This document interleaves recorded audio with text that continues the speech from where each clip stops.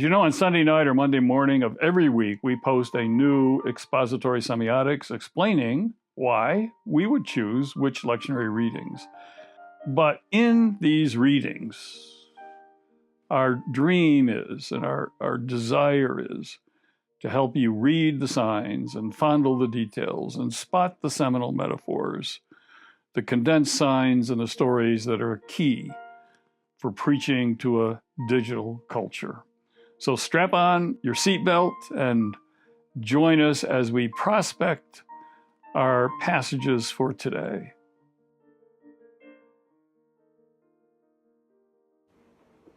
This is the third Sunday after Pentecost, June 26, 2022. I'm in Cambridge, England, meeting with some doctoral students and convening at Westcott House. And I am trying to get this to you in a proper and appropriate time. So thanks for being patient with me. It's hard fitting all this into travel and time zones, that kind of thing.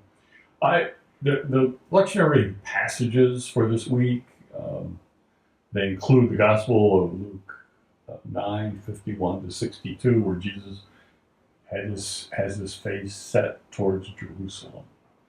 And that's a powerful metaphor, to set your face towards Jerusalem. And what does it mean for us to set our face towards Jesus? Our face fixed on him, who is our North Star.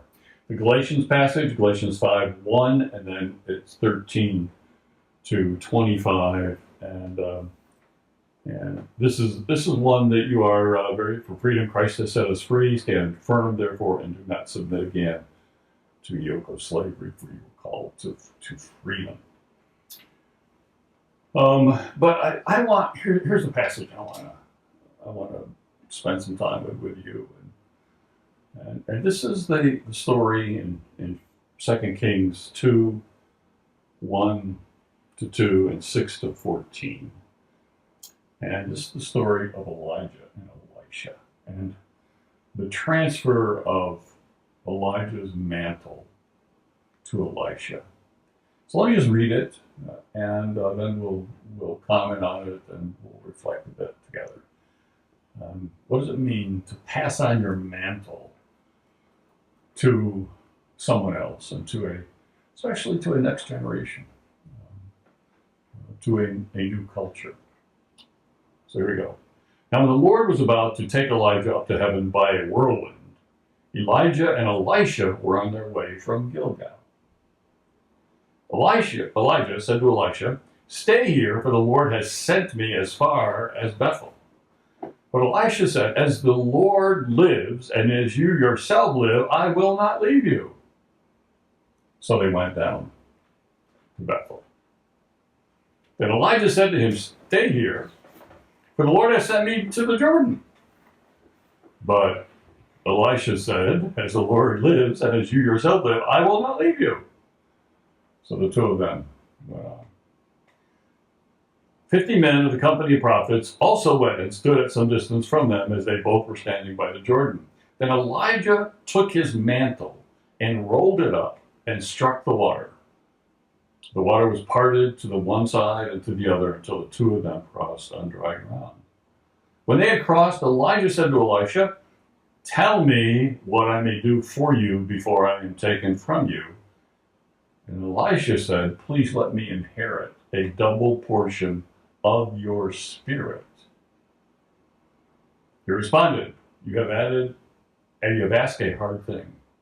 Yet if you see me as I am being taken from you, it will be granted you. If not, it will not." As they continued walking and talking, a chariot of fire and horses of fire separated the two of them, and Elijah ascended in a whirlwind into heaven. Elisha kept watching and crying out, "Father, Father, the chariots of Israel and its horsemen!" But when he could no longer see him, he grasped his own clothes and tore them in two pieces. He picked up the mantle of Elijah that had fallen from him and went back and stood on the bank of the Jordan. He took the mantle of Elijah that had fallen from him and struck the water, saying, "Where is the Lord, the God of Elijah?" When he had struck the water was parted to the one side and to the other, and Elisha went over. This is the story of the passing of the mantle. Now, what is a mantle? A mantle is basically a cape that a prophet wrapped himself in around the body to symbolize God's authority and presence with him as a prophet. And every one of us is being called to pass on that mantle to someone else, our legacy to give to another generation, to another person. And how, what does it mean to pass on the mantle? And the key thing is here, Elijah could have just thrown it off, but Elisha had to pick it up. And so it's up to the next generation to pick it up. And if they don't pick up the mantle, it just stays there. So this is a two-edged sword here. What does it mean to pass on the mantle? But what does it mean to pick up the mantle? We got some passing ons without picking ups. So how do you pass on? How do you pick up? And let me just tell you, let me personalize this and tell you from a story in my own life. I was 13 years of age, and I love sports. I love basketball especially, but I also love music, and I played some instruments. My major instrument was the piano, and I loved the piano. My mother, as poor as we were, she made some arrangements where she would barter some things so that Mrs. Busick, I'll never forget, gave me piano lessons, and starting when I was 5 or 6 years of age. So by the time I got 10 or 11, I didn't have an ear, but I could sight read almost anything. And so I was fairly known for my piano. I also got roped into playing the bassoon. That's a long story. I loved the brass instruments, the trumpet and the baritone. I especially loved the baritone. But Mr. Clow, my band director, needed a bassoonist, so I couldn't say no to Mr. Clow. So I ended up being a bassoonist. But it's a Friday night, and I'm ready. I'm out to play some basketball. I got my gym bag. I'm going out the house, and the phone rings. And suddenly my mother calls me in and says, "Lenny," that's what she called me, and don't you call me Lenny, but she called, "Lenny, the phone's for you." I never had a phone like this. This is the day of the handheld phones, like the iPhones. But so I put my gym bag down and went back, and she said, "It's Dr. Snow." Now, Dr. Snow was the pastor of our church. And since I was 9 years of age, we had become part of First United Methodist Church in Gloversville, New York. It was a huge, beautiful building, seated about, I don't know, maybe 1,500, with a wraparound balcony and a big Bible bell choir in the front, a central pulpit, and behind it was an organ. And so the key people that you saw was the back of the organist and the face of the preacher. And I love that church. At a youth group, a youth ministry, every Sunday it was just filled with people. The whole balcony was filled with the choir. 30, 40 people within their robes. And so I call it a Bible bell choir because all you saw were the fanning of the choir in their robes. And I love this church. And this church also had a steeple and a bell tower. And every teenager needs a steeple and a bell tower.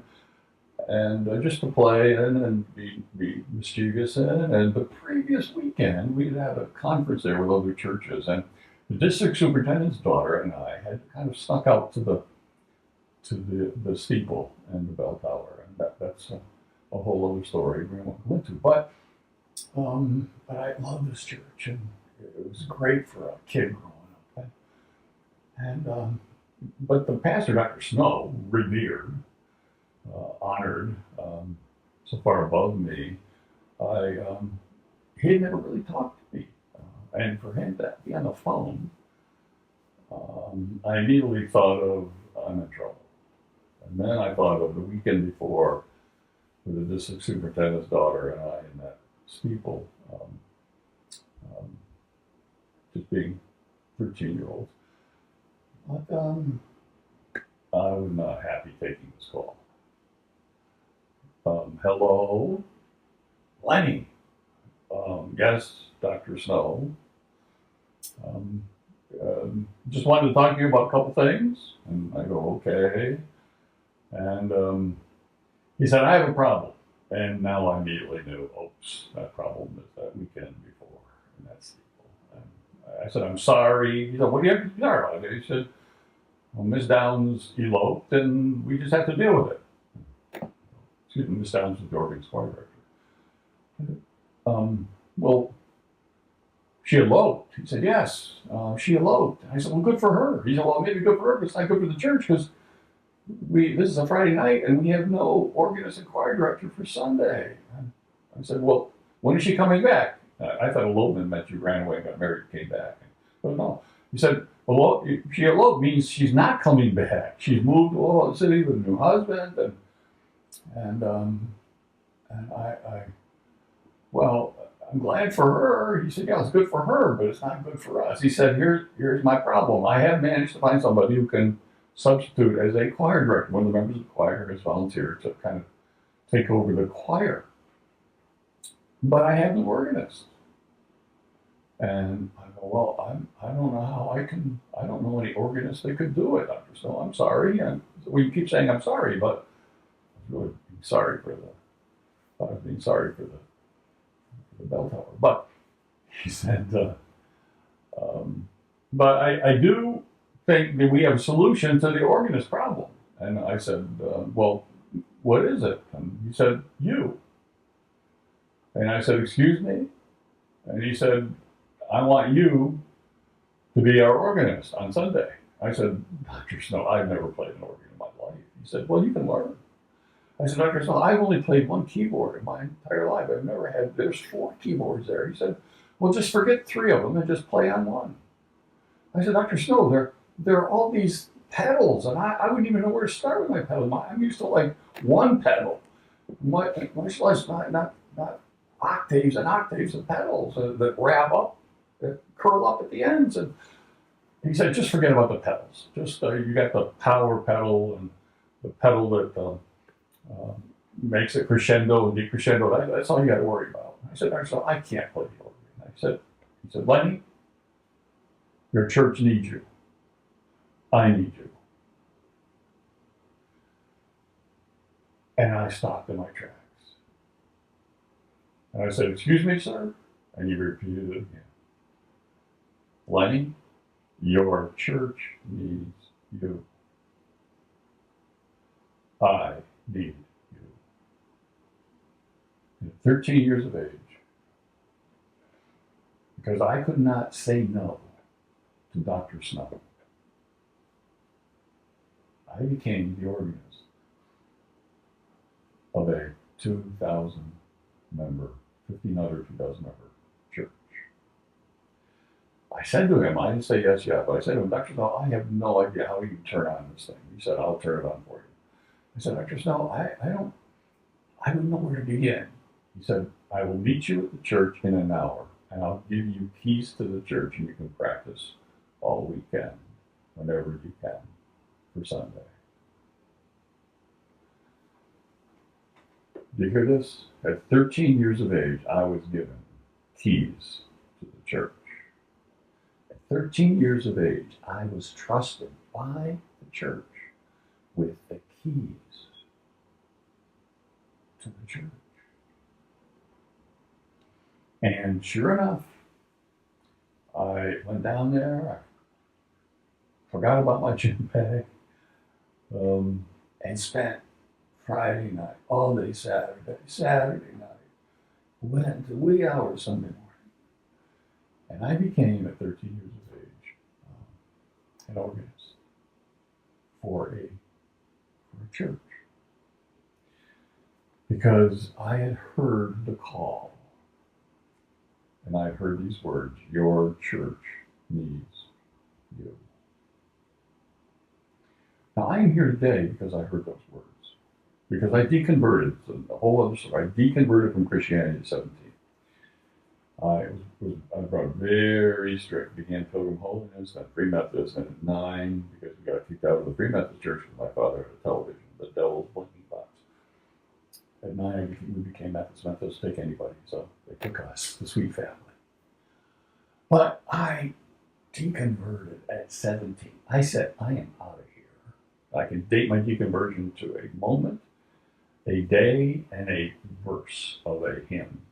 Softly and tenderly, verse 3, sung a second time. It's a long story. I was playing the organ for a camp meeting, a great meeting, which ended the camp meeting, and I ended up playing for my own altar call. And when it was over, as the woman, my mother's best friend, stopped trying to pull me off the organ bench and get me to go to the altar, embarrassing me, I said, I am out of here. And I deconverted. And the next 6, 7 years was a journey. I became an atheist. I became a Marxist. I became, for a little period of time, I got Chairman Mao's Little Red Book, and I was flirting with Maoism. I was messed up. But, what kept me tracking with the church is that we were very poor. We had no money to go to college and graduate school. We had to make our own way, and one of the ways I earned money was, guess what? Playing the organ at churches, playing for funerals, playing for weddings. I'm still tracking with church. Every Sunday, I'm still in church. I'm hearing the gospel, even though I'm fighting with it, saying, God, I don't believe you exist. If you do exist, I could do better than you. You're a really bad God. And that was my life. I was always talking to God these years of deconversion, but I'm still in the church because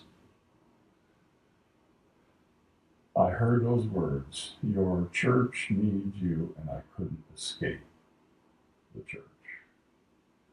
So I came back in. This is called liminality. And Victor Turner's incredible model of how do you keep a river fresh? Well, part of the river leaves the river, and it creates these swamps and wetlands, and I created a real swamp. And I didn't sow wild oats. I planted a prairie. And I kept tracking with the church because I'm still playing the organ. I'm still needing the money. So I'm still in the church because I responded to those words.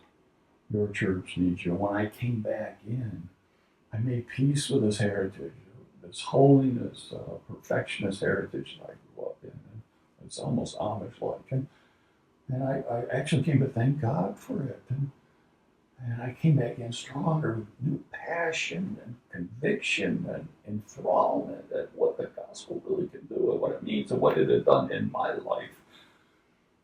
But none of that would have happened unless Dr. Snow hadn't cast that mantle onto me at 13 years of age and said, pick it up.